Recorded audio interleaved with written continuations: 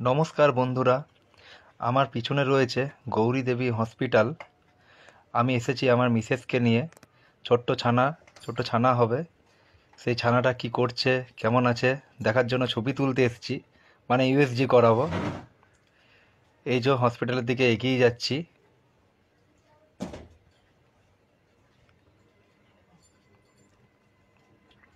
এই যে আমার মিসেস, খুব ব্যস্ত মানুষ, আগে আগে এগিয়ে এগিয়ে যাচ্ছে।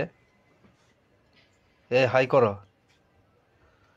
এবার হসপিটালের ভিতরে ঢুকে যাচ্ছি। হসপিটালের ভিতরে অপেক্ষা করছি কখন ইউএসজি করানো হবে। এই যে ইউএসজি রুম,